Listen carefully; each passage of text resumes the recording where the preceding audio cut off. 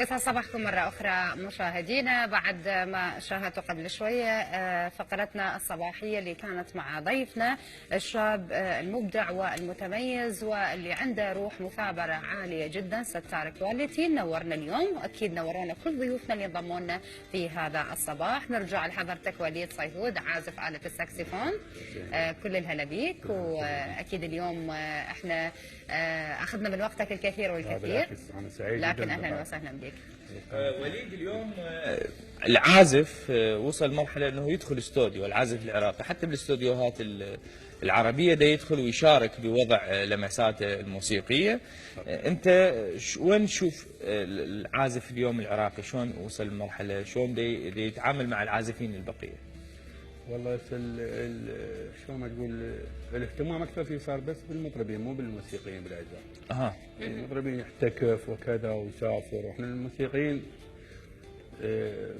عود يعني نطلع ويا فلان مطرب ويا فلان مطرب، بس المطرب لا يسافر يقدر كذا. انا وظيفتي هم ما تخليني اقدر اسافر صح كذا، فلذلك ما استمر على عندك تواصل ويا مطربين؟ اكيد هنا ببغداد؟ اي نعم ببغداد. ممتاز. اريد نسمع شيء من عندك، خاصة أنت يعجبك دائما تعزفه. دائما التراث العراقي يعني. حلو خلينا نسمع. اوكي.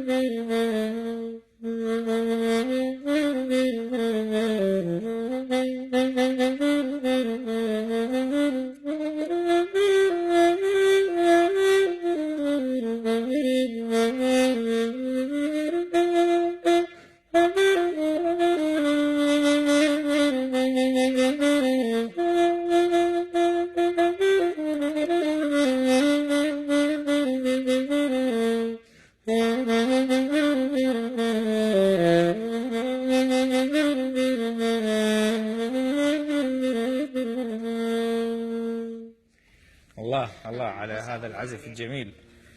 دعاء كلش استمتعت. اكيد طبعا عزفك جميل جدا، وانت راقي وانسان يعني تحب الاله وعندك يعني وحتى بالكواليس كان يعزف. فعلا يعني واحنا سولفنا وياه بالكواليس، فموفق ان شاء الله. واكيد دائما تكون حريص على انه انت تبقى بهذا الحرص وبهذه المثابره حتى توصل للشيء اللي انت تريده. اريد نتعرف على شيء بسيط من حضرتك، انه متعبه هي الاله؟ مو الآلة شوية يحتاج لها جهد؟ صعوبة. ايش قد تقدر انت تتواصل بالعزف يعني تقريبا؟ ايش قد وقت ممكن تتواصل؟ 3 ساعات 4 ساعات. بس كنفس احتباس النفس بالصدر اكثر من نص دقيقة. نعم. لذلك لازم واحد يبتدئ من التدخين بانواعه. عم يقدر يساعد على العزف، هي آلة هوائية. نعم. ومتابعة. جميل. ولذلك يعني رادة الصحة اهم شيء. ان شاء الله نتمنى لك الصحة والعافية. امين يا ربي. سالتك بالبداية قلت لي احنا ما عندنا ساكسفون هنا، أنا بس صيني. اي والله وتواجهون يعني صعوبة بوجود الآلة أصلية. الأصلي. من 8 واقع 7 $8000. اي $8000 يعني غالية كلش، فلذلك يعني الإمكانية كما تقولون. نقدر الصينية والحمد لله جاي نطلع صوت بها. بده يعطيك نتيجة يعني حلوة؟ لا يعطيني نتيجة يعني بغسل اقصي وياها كل شيء الله اقدر اصلح. لو آلة اصلية يا ريت يعني. ان شاء الله تتوفر لك كل الظروف اللي تقدر تشتري بها آلة اصلية، والله يوفقك ان شاء الله. ان شاء الله. نعم. طبعا احنا نريد نختم اليوم وياك. اوكي. ويكون الختام مثل ما بدينا وياك، راح نختم برنامجنا وياك، لكن فقط عندنا اخر فقره هي نعم. مدونة. المدونه. نعم. لكن قبل المدونة وقبل نعم. ما أسألك شو محضر لنا اليوم، احنا نقول لهم المشاهدين انه اكو هواية عناوين احنا قريناها في البداية. نعم. لكن لضيق الوقت مثل ما تعرفون احنا ما راح نقدر كليتها نقدمها لكم اليوم، ولكن ان شاء الله بالحلقات القادمة في بداية الاسبوع المقبل نقدم لكم هاي الفقرات وغيرها تكون حاصلة على رضاكم وايضا استحسانكم انه تتابعونا باستمرار.